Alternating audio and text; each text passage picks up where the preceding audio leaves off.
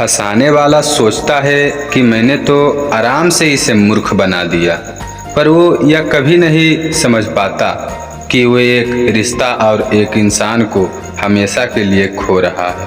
नमस्कार दोस्तों, मेरा नाम है शिव कुमार और आप सुन रहे हैं हिंदी कहानी 2.2 सियार की रणनीति। पंचतंत्र की कहानी। एक जंगल में महाचतुरक नाम सियार रहता था। एक दिन जंगल में उसने एक मरा हुआ हाथी देखा। उसके बाछे खिल गई।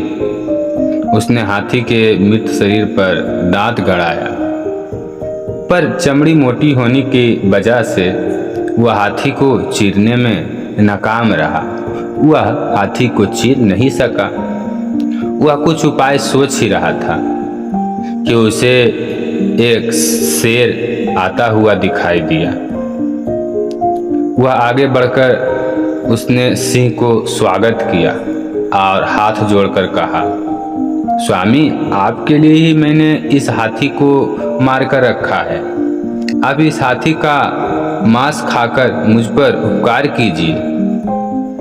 शेर ने कहा, मैं तो किसी के हाथों के मारे गए जीव को कभी नहीं खाता हूँ। चलो इसे तुम ही खाओ। सियार होशियार मन ही मन खुश तो हुआ, पर उसकी हाथी की चमड़ी को चीरने में सफल नहीं हो पाया। समस्या अब भी हल नहीं हुई थी। थोड़ी देर में उस तरफ एक बाघ आ निकला। बाघ ने मरे हाथी को देखा।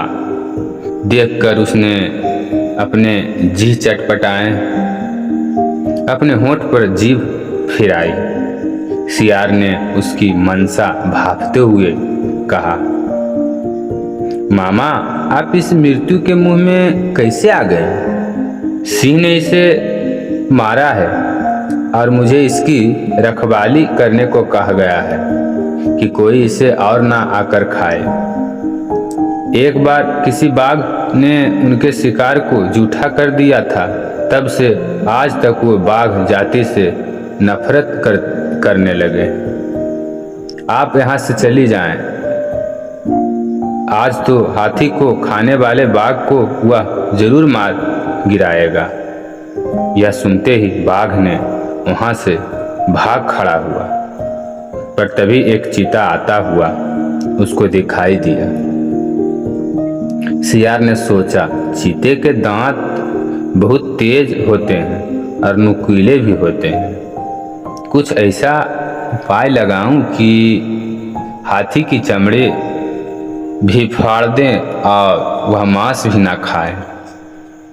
उसने चीते से कहा, प्रिय भांजे, इधर कैसे निकले?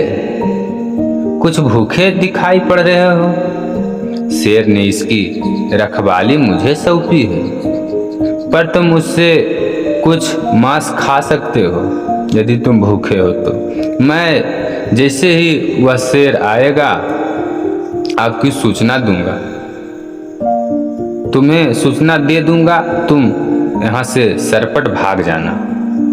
पहले तो चीते ने डरते डरते मांस खाने से मना कर दिया, पर वह सियार के विश्वास दिलाने पर कहने पर राजी हो गया। चीते ने पल भर में हाथी को चमड़ी फाड़ दी। जैसे ही उसने मांस खाना शुरू ही किया कि दूसरी तरफ से सियार ने घबराकर कहा, भागो, शेर आ रहा है। इतना सुनना था कि चीता सरपट भाग खड़ा हुआ।